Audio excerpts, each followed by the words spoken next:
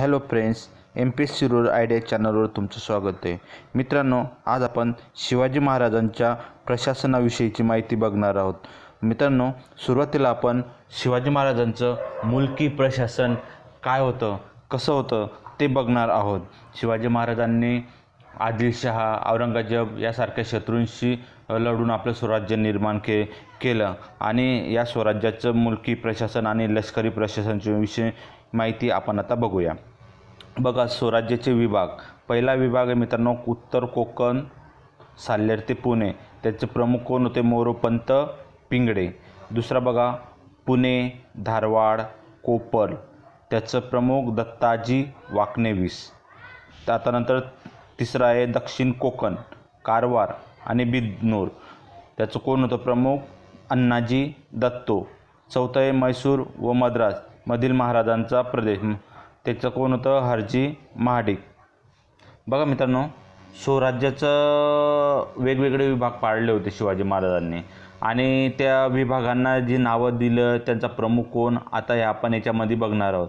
तर बघा मित्रांनो, स्वराज्याचा जो मोठा विभाग होता त्याला काय म्हणायचे? सरसुभा म्हणायचे आणि त्यावर जो अधिकारी असायचा त्याला काय म्हणायचा? सरसुभेदार म्हणायचे. सरसुभ्याच्या खाली कुठला भाग होता? सुभा. आणि सुभ्या किती विभागात किती होते? तर 14.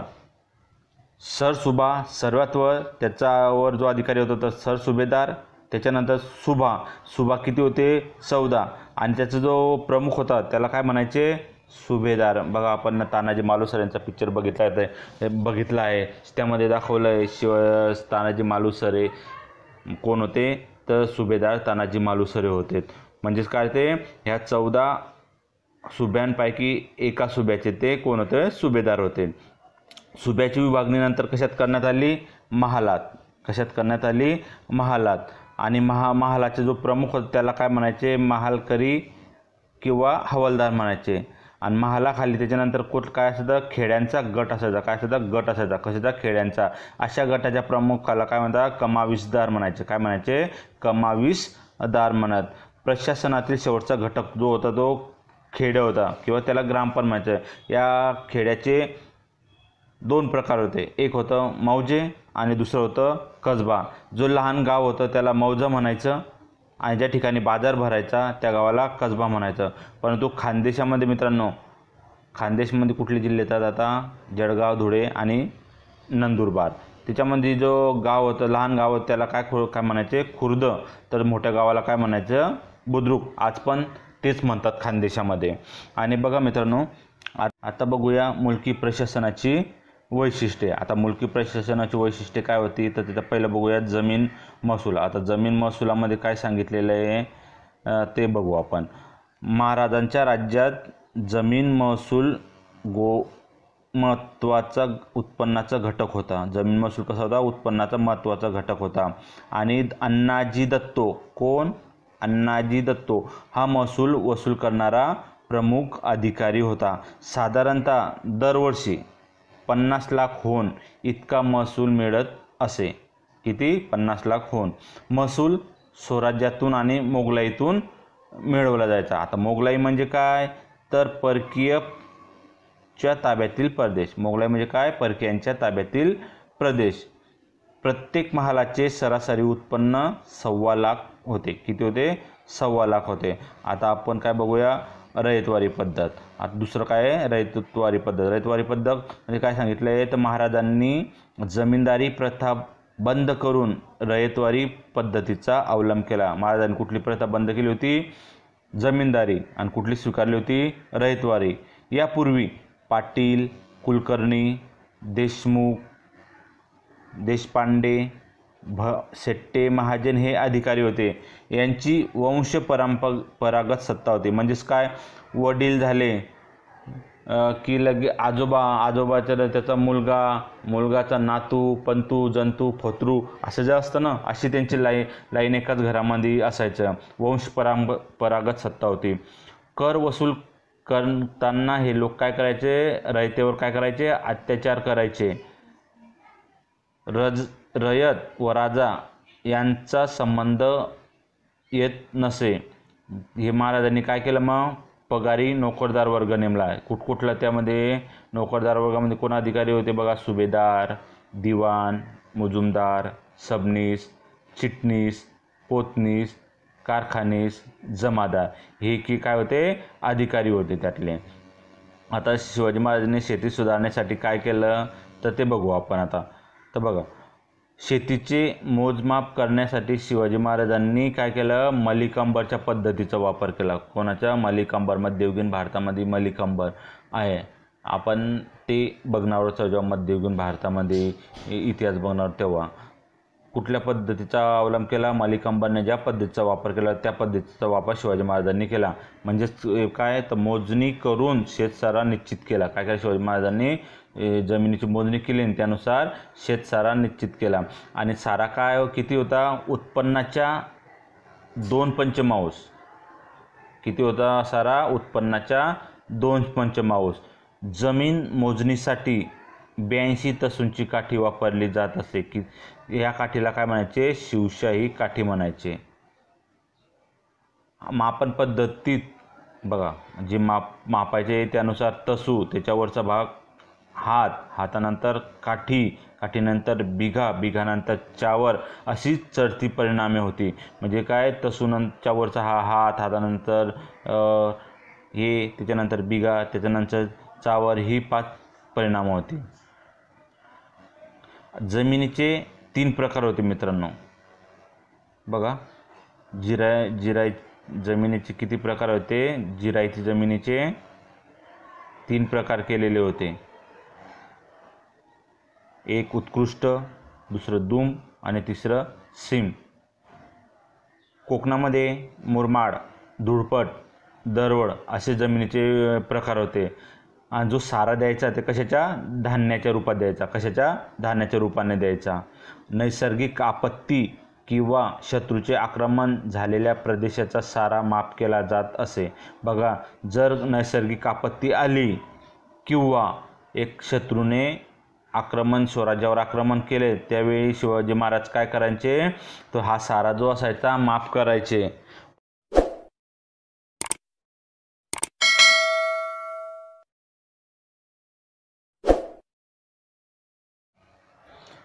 भारतामध्ये किंवा जगामध्येच आज कोरोना ही महामारी पसरलेली आहे.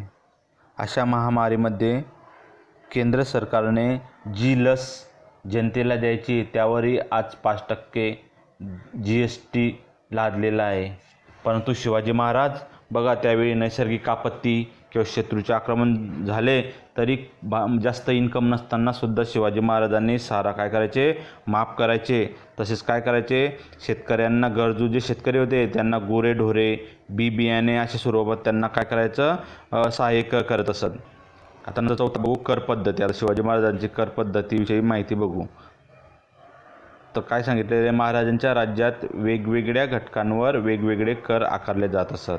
त्यामध्ये कुठकुठले? पायपोशी, कारूक, पायोडी, जंगमपट्टी, आंबापट्टी, थडपट्टी, तेलपट्टी, तुषपट्टी, उंटपट्टी, फर्मासाया,